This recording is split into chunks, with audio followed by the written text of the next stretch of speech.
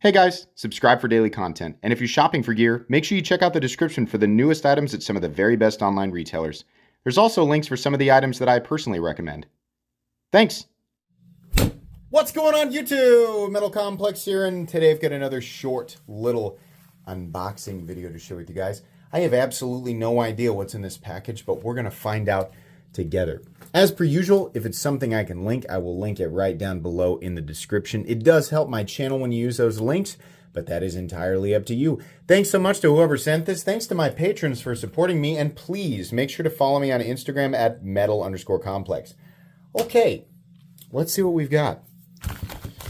The yellow packaging, there's about 10 different companies who do that. Okay, no, we just have a simple Sencut, a single simple Sencut. Sometimes Sencuts are simply very satisfying, and sometimes, okay, I'm obviously doing a bit there, so I'm gonna stop. It's annoying. Let's find out what we got. We got a little razory boy here, the Traxier.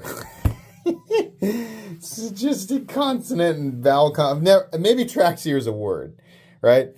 I've never heard it. It's just really, either they're just combining consonants and vowels and just hoping it makes sense, or they're just looking up like the least used nouns in the English language and naming their knives after them.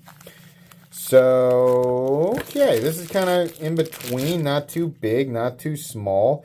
Pretty simple. We have peel ply textured G10 with some nice chamfering around the edges, T8 screws. We got just cent or pillar construction, so we have lipped liners, not nested. That's fine. That keeps the cost down a little bit. Standoffs. We got a reversible pocket clip that's the same Loch Ness Monster clip that we see on all their knives. Flipper tab, and we have a simple sort of cleavery razor style blade. There's not really a whole lot special going on here with this knife. It's pretty straightforward. 9CR 18 MOV. Yeah, okay. Is the cleaver thing coming back in style? Sorry, I'm opening this up to take a look here. Here are your different variations. We have black. We have blue and satin. We have black and satin, or is that what it is? Satin sheepsfoot gets, oh, I'm sorry, it's gray G10. And then we have green and black. Great.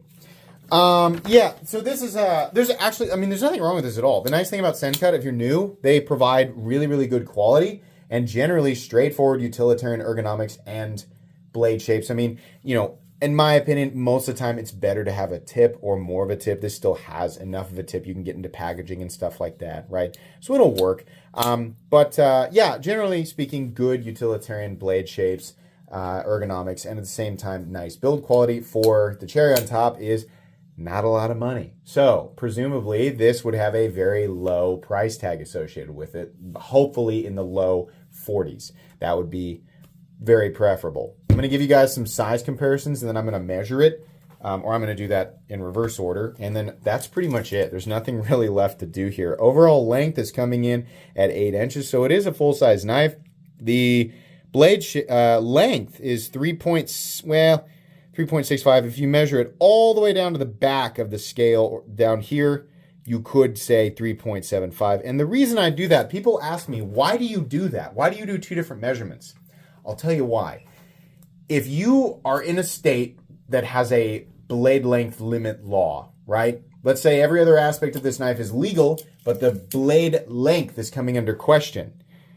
The person of authority could absolutely measure that however they want to, and if they go, it's over the line, wherever that is. I don't know any place that's got an exact 3.74 or 3.75 blade law, but if there was, you'd be in trouble, right?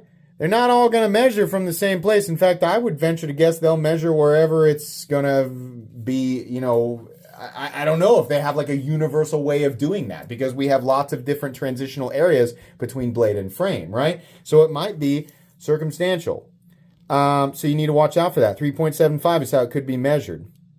Again, that would be a weird right on the line area, but 3.5 inches certainly on the cutting edge.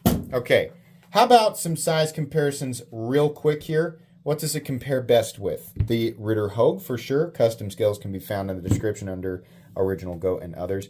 And here it is up against the Deca. It's got a little bit more of the Deca height, right? It's a little bit bigger for sure, but it's just closer to the Ritter Hogue overall. I think maybe PM2 and Ontario Rat Model 1. There we go. It's a little bit smaller there. What's another good one? Perhaps we'll do some smaller knives. The Benchmade Bug Out, which is essentially the same as the Deca, but okay. And then the medium or the standard Pyrite. There we go. Weight, I'm going to guess that this weighs, I'm going to take a guess. You take your guesses. My guess is this weighs about 3.5 ounces. Let's see if I'm right. Come on now. Give me a win. It's off by enough that it's not very impressive. If I'm within a quarter ounce, then I'll give myself a W. But this is an L. I'm going to take an L on this one. That's it. Short and sweet unboxing. There's absolutely no reason to drag this out any further. It's pretty plain Jane, but it's probably got a good price tag on it. So I'll link it down below. You guys can check it out. If you care to check out the full comprehensive review, there will be one. This is a pretty basic knife, so I couldn't imagine it'll be very complicated, but honestly, that's going to be pretty much it today. I would show you guys my Instagram card, but apparently I threw it and it's gone. So please make sure to follow me on Instagram at metal_complex. If you enjoyed this video, leave a like. If you'd like to check out my other content, I do, of course, have lots of videos of knives that are either expensive or inexpensive that I do or don't like, so check those out. And if you enjoy all my content, go ahead and click on that Metal Complex logo right there and subscribe because there's definitely more coming. Thanks again for watching, everybody. Where did my card go? And have a great day.